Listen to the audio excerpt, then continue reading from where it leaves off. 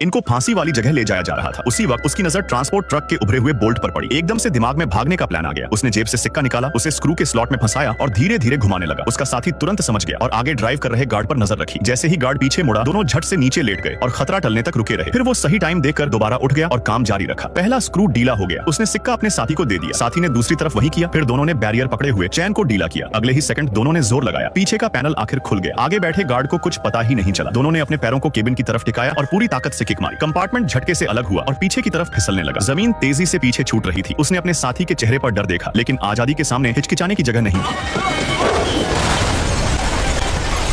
थोड़ी दूरी तक घिसटने के बाद वो उनकी पकड़ से बाहर थे। अब कलाई की हथकड़ी नई परेशानी थी। रुकना मुमकिन नहीं था। गार्ड को पता चलते ही वो वापस मुड़ जाते। सोचने के बाद दोनों ने एक खतरनाक फैसला लिया। उन्होंने भारी कंपार्टमेंट उठाया और रेगिस्तान में चलना शुरू किया। ताकत जल्दी खत्म हो रही थी और कहीं पानी नहीं था। जैसे ही हद पार होने लगी, वो ऊंचाई से नीचे लुढ़क गए। स्पीड बढ़ती गई। कंपार्टमेंट हवा में पलटा खाकर गिरा। किस्मत से वो टूटे फूटे मलबे के पास आ गिरे। वहाँ चुपचाप एक वर्ल्ड वॉर 2 का पुराना जहाज पड़ा था। जमीन पर बिखरे औजार देखकर उसके दिमाग में एक बड़ा आइडिया आया। पुराने सामान और तेज रेगिस्तानी हवा की मदद से उसने टूटे जहाज को जमीन पर चलने वाली मशीन में बदल दिया। बस दिशा सीधी रखनी थी तो वो इस बंजर जगह से निकल सकते थे। लेकिन किस्मत ज्यादा देर साथ नहीं रही। पुलिस को खबर लग गई। ऊपर से हेलीकॉप्टर पास आने लगा। समय नहीं था। दोनों पास की एक सुरंग में घुस गए। जमीन पर गिरते ही वो चौंक गया। ये जगह वर्ल्ड वॉर 2 का पुराना हथियार गोदाम थी। अब उनके पास पीछा करने वालों से डरने की वजह नहीं थी। उन्होंने धूल से ढकी तोप को धीरे धीरे सुरंग के मुहाने तक खिसकाया। उसने रस्सी कसकर बांधी और निशाना लॉक किया। सबसे अहम पल पर उसने फायर कर दिया।